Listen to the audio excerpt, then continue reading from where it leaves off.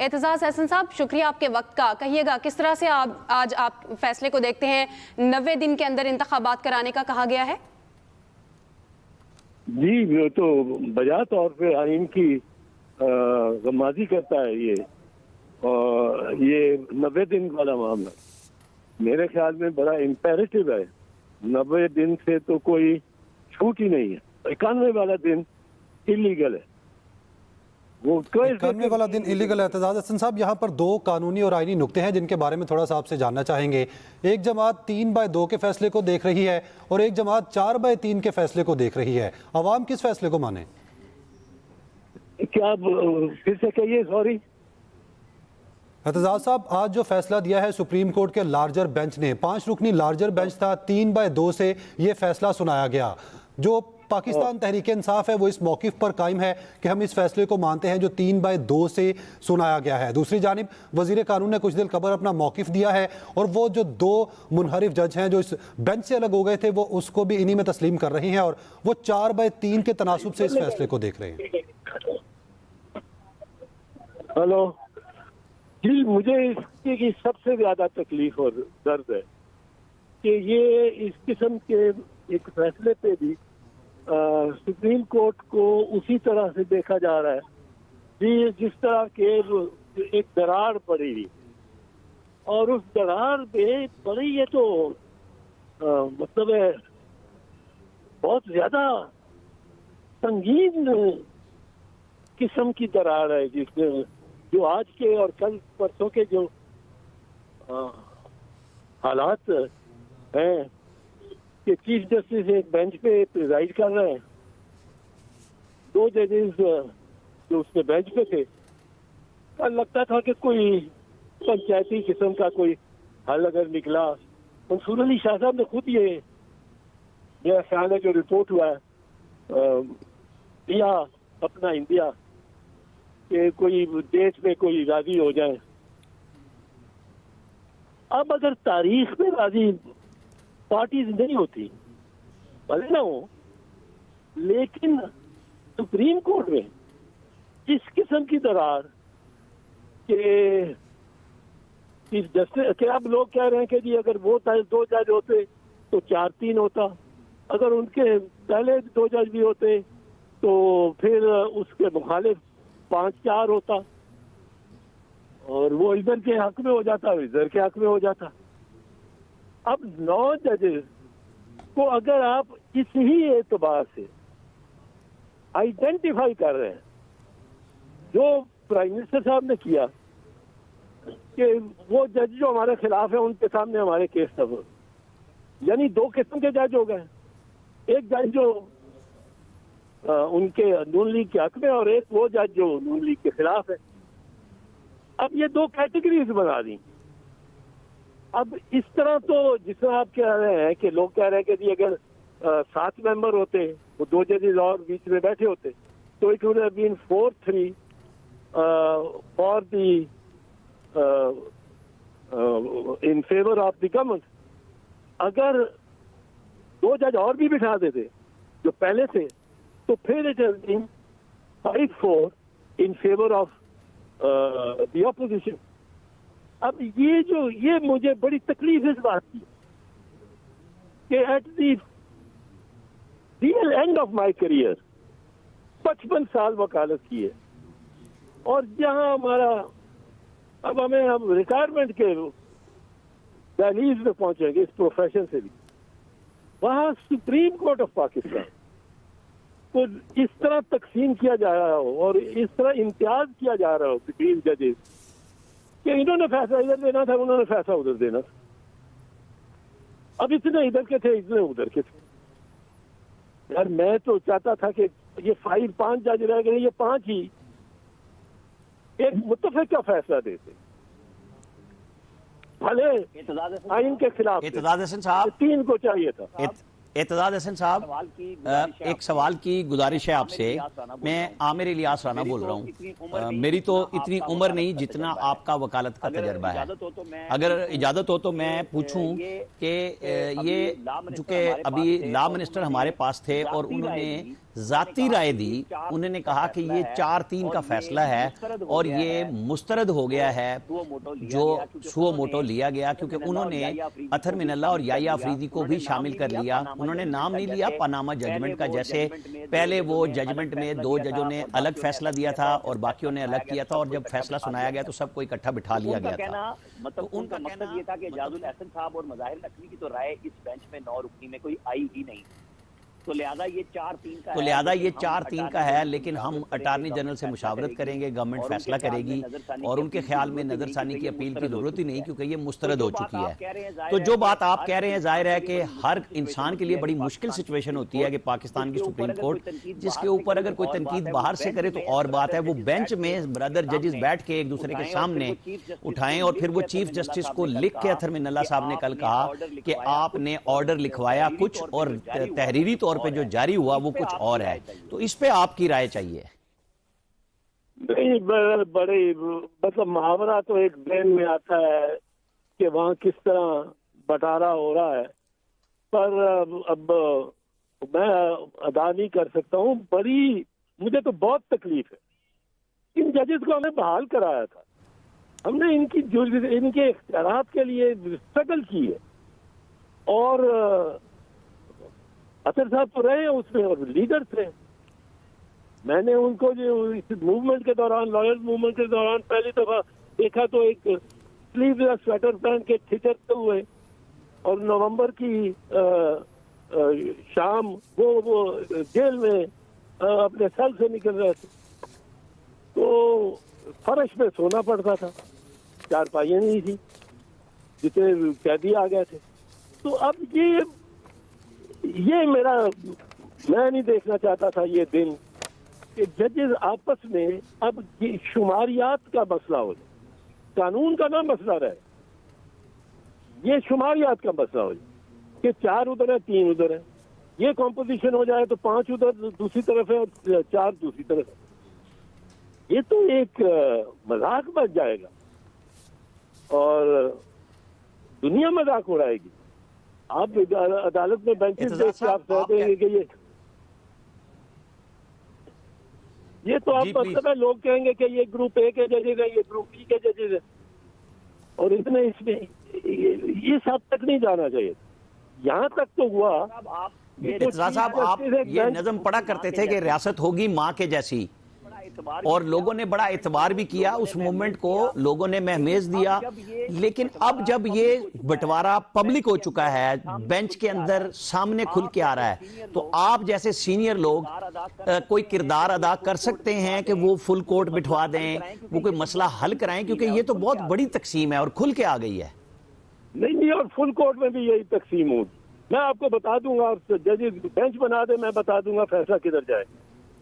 एतजाज हसन साहब, फिर हल क्या है इस चीज का? एग्जैक्टली मेरे खिलाफ में तो मैं तो बहुत कितने दुख में हूँ, और मुझे कोई नजर नहीं आता, क्योंकि हर किसी में वो उसने शबनम शकील का एक शेर है, ये खैर और शर की बात नहीं है यहाँ तो बस, ये खैर और शर की बात नहीं है यहाँ तो बस, टकराव हो गया है अना का अना के साथ।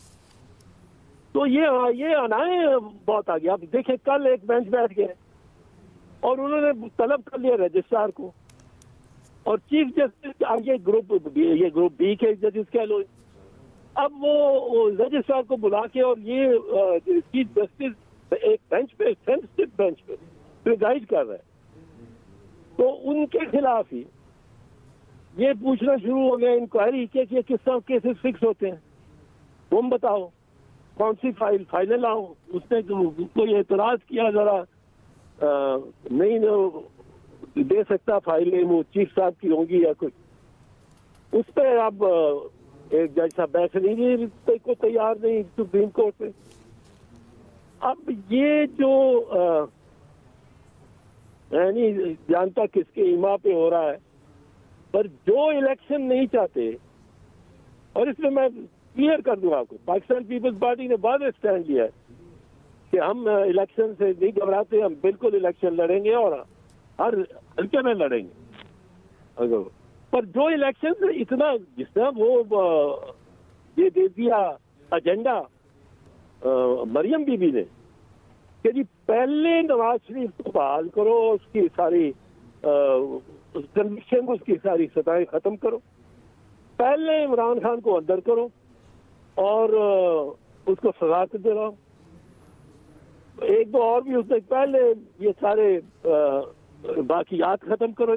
अब उसके बाद मतलब क्या रह जाता है? ये तो दो एजेंडास की बात हो जाएगी, दो अनाओं की बात हो। और अच्छा ये सुप्रीम कोर्ट से जी एतराज साहब, रहमान अजहर बात कर रहा हूँ। और सर ये सियासी मामलात हैं, सियासी मामलात जब अदालतों में जाते हैं तो ये तनकीद तो होती है। ये हमने पाकिस्तान की तारीख में, आईनी सियासी तारीख में हमने यही जो है वो देखा है।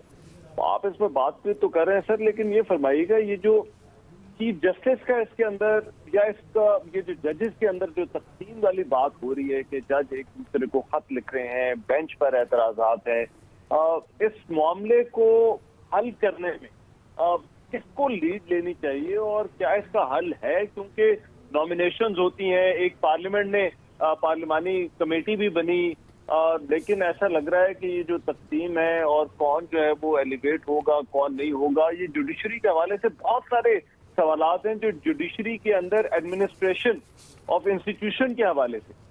ये तो इसकी जिम्मेदारी इनको मामलात को ठीक करने की कहाँ सर आयद होती है? किसने करना है ये काम? ये जजेस ने खुद ही करना है। और मेरे ख्याल में अब वो शायद ऐसा रवादारी का माहौल अदालत में के अंदर रखने से अब खुद भी कासिर हो गए। They are locked in position.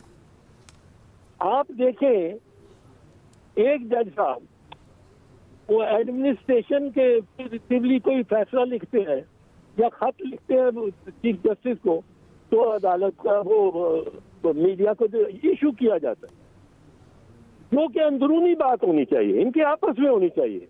They should have be looking for other constituencies.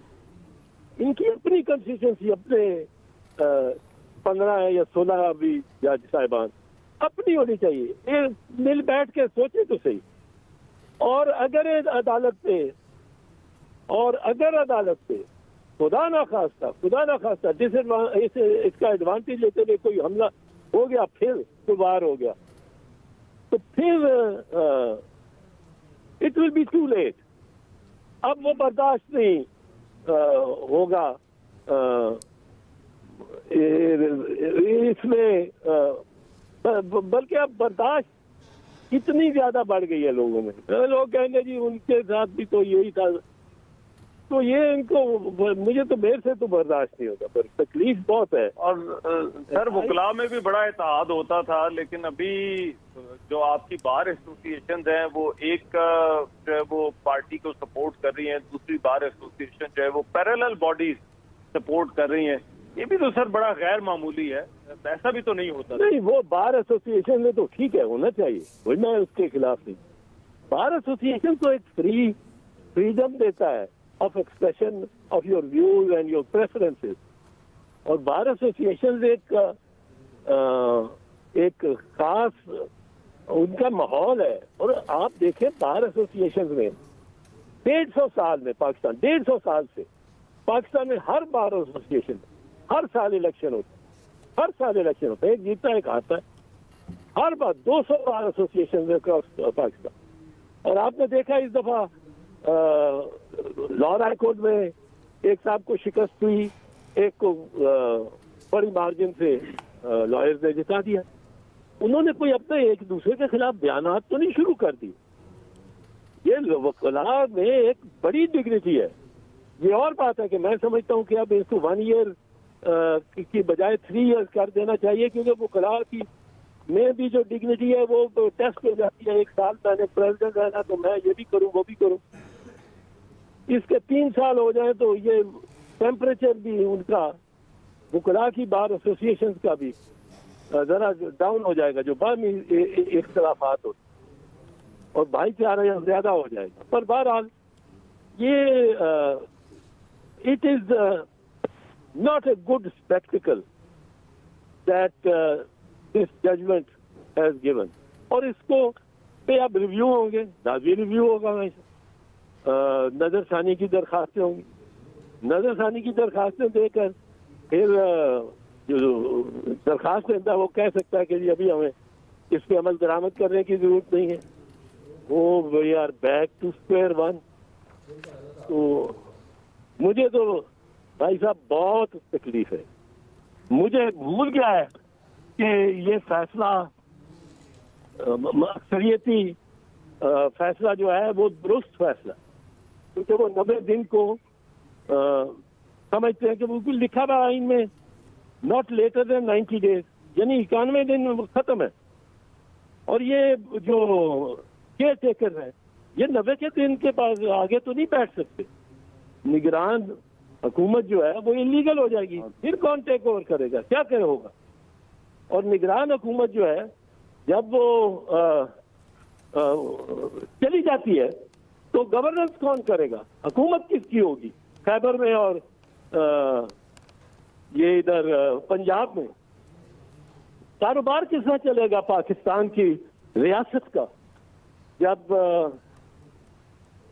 इसके ये जब ये मरहला आएगा कि नकवी साहब को क्या कहा जाए कि आप अब बैठे और चीफ मिनिस्टर ही रहे, वो मियाद खत्म हो गई है, आईनी मियाद खत्म हो गई, पर आप चीफ मिनिस्टर आप बैठे, तो नकवी साहब तो नहीं बैठ सकेगा, वो तो आइन के खिलाफ हो जाएगा, एक खला पैदा होगी और वो खला खींच के ले जाएगी सबको, सबकिन करेगी सबको, बड़ी बड़ी इमारतों को, बड़े बड़े ईवानों को, बड़े बड़े कादावर। एहतजाब साहब, जब नौबत यहाँ तक आ पहुंची है कि हर चीज जो है वो इस नहज तक चली जाएगी, तो एक पेज पर क्यों नहीं आ पा रहे हम? भाई साहब मैं इससे क्या पूछते हैं, मैंने तो हर वक्त ये कोशिश की है कि ये खत्म हो, पर मैं जाके मदाखलत तो नहीं कर सकता कि जजेस के पेज पे जाके पहुंच जाऊं और फ्रिज में बैठ के कहूं कि उंगली से पकड़ के एक को लाऊं, उंगली को पकड़ कर दूसरे को, दिल तो करता है कोई ऐसा हो सीटी बजाने वाला। इन जज साहिबान के भी जो स्ट्रेटजी है, अब एक स्ट्रेटजी बजाय लग गई है और दो बड़े काबिल बड़े धीरज जज है, वो जो नोटिस कर रहे हैं, रजिस्ट्रार को बुला रहे हैं कि रजिस्ट्रार आके बताएं कि केसेस कैसा लगते हैं। भाई ये आप अपने चीफ जस्टिस को पहले उससे बात खुद कर रहे हैं, आप उससे आराम से इन चेंबर बात करें कि भाई साहब ये केसेस कैसा, मैं मोतरज हूँ, ये इन्होंने बदल दिया मेरा बेंच, या मुझे दूसरे केसेस दे दी, लिस्ट बदल दी, तो आप उनसे बैठ के आमने सामने आप अपने जितने साथी जजेस जो आपसे एग्री करते हैं उनको भी ले जाएं, दूसरों को भी ले आने दें, और आप अगर एतराज है आपको फिक्सेशन ऑफ केसेस, तो वो सारा इनसाइड द चेंबर कर लो, because the threats from outside the chamber are enormous. और अब 1997 में जो हुआ, 1997 में सिर्फ हमला नहीं हुआ सुप्रीम कोर्ट पे, 1997 में सुप्रीम 10 जज एक तरफ और 7 जज एक तरफ, ये बट गई थी, अदालत बच गई। एतजाज साहब, हम और आप सब यही फील कर रहे हैं कि वो तकसीम फिर आ रही है, और वो बटना उस वक्त अचानक सामने आया था, और अब अदालत के भरी अदालत के अंदर जजेस एक दूसरे से, ब्रदर जजेस खुल के इख्तलाफ कर रहे हैं, चीफ के ऊपर कर रहे हैं, और जाहिर है कि एक तरफ इमरान खान लीडर हैं, दूसरी तरफ बाकी पार्टियां हैं। इमरान खान वो वाहिद लीडर हैं जो आपकी पार्टी के साथ भी बात नहीं करते, वो PMLN के साथ भी बात नहीं करना चाहते। आप वो वाहिद शख्सियत हैं जो उनके पड़ोसी भी हैं, ताल्लुक भी है, आप उनकी इयादत करने भी चले गए थे, तो आपके जहन में इमरान खान कोई रास्ता निकालने, कोई बीच में बात करने के लिए किसी से तैयार हैं? नहीं, मुझे नहीं लगता। मैं तो जो 2-3 मुलाकातें हुई हैं, गोली उसको लगने से बाद, और वो मुझे नहीं लगता वो भी कहीं, वो ये खैर और शर की बात नहीं है, यहाँ तो बस टकराव हो गया है अना के साथ। यही बात मैं पूछना चाह रहा था। नहीं, मुझे उससे कोई तवक्को नहीं है, कोई तवक्को नहीं। अगर कोई इस पॉलिटिकल लीडरशिप में, और ये मैं पार्टी के बुनियाद पे नहीं कह रहा हूँ, मैं बड़े दर्द से कह रहा हूँ, अगर कोई सलाहियत रखता है इस खलीज को पार्ट करने की, वो बदकिस्मती से सुप्रीम कोर्ट में नहीं लिखेगा, पर अगर सियासी समाजी उफक पे देखें तो वो आसिफ अली जरदारी है। I think he is the one man जो कि इधर कंधे पे हाथ रख के, उधर मुस्कुरा के देख के जो कर सकता है। पर उस पे कंट्रोवर्सीज उन पे भी आ जाएंगी, आसिफ अली जरदारी पे बीच में हम कोई रूट के बैठ जाएंगे कि आसिफ अली जरदारी से क्यों बात कर। But I don't see anybody with this capacity which is Nawabzada Nasrullah plus. Nawabzada Nasrullah साहब ने तो बड़े कॉम्प्रोमाइज किए थे और हम उनके खिलाफ वोट देने वालों में से मैं था। चाहता था वोट तो सामने सबके पार्टी को दिया, बट सदारत का वोट मैं था, इफ्तिखार गिलानी था, राव रशीद थे। हम नहीं चाहते थे नवाब साहब को वोट देना, नहीं, हम नहीं चाहते थे इसहाक खान को वोट देना। एक ब्यूरोक्रेसी का एक पंडित और पादरी, और वो उसको वोट दे दे, हम सियासी लोग, और उसने डिसमिस भी किया, इसहाक खान ने दिला ये दिया। अब वो चीज अब ऐसी कहां से लाए यार, क्या कहूं? मुझे नहीं, मुझे ये बहुत आज की तकलीफ है। मेरी जिंदगी के जो बेहतरीन लम्हात गुजरे वो अदलिया के लिए लड़ते हुए गुजरे। ये सिर्फ 2007 में नहीं था, 1980 में जब हमने लॉयर्स ने मूवमेंट चलाई, उसके बाद MRD बनी ही उस मूवमेंट के जरिए की वजह से। हाँ, ये ब्याउलाक ने, जनरल जिया ने एक आर्टिकल 212A इंट्रोड्यूस किया आइन में, और उसने कहा ये जो जजेस की सारी रिट की इख्तियारात, रिट के सारे इख्तियारात, वो वसी तर इख्तियारात, असल इख्तियार ही हाई कोर्ट को और सुप्रीम कोर्ट को रिट पिटीशन से मिलते हैं। किसी भी सरकारी अफसर के साथ वो बुला लो, तलब कर। अब वो उसने कहा ये इख्तियारी खत्म, सलब कोई ना है, बस अफसर पे जाके भी इख्तियार है। हमने जुलूस निकाले, मार्शल लॉ लगा हुआ था 1980, 19 जून 1980 मैंने गिरफ्तारी दी, थाने पुलिस लॉकअप में रखा गया। मलिक का मोहम्मद कासिम मरहूम भी साथ थे, और बहुत सारे थे, वो इस्माइल चौधरी साहब थे, और उस जमाने के बड़े नामवर वकला थे। और हम जाके 80 वकला ने गिरफ्तारी पेश की, मैं उनके आगे था।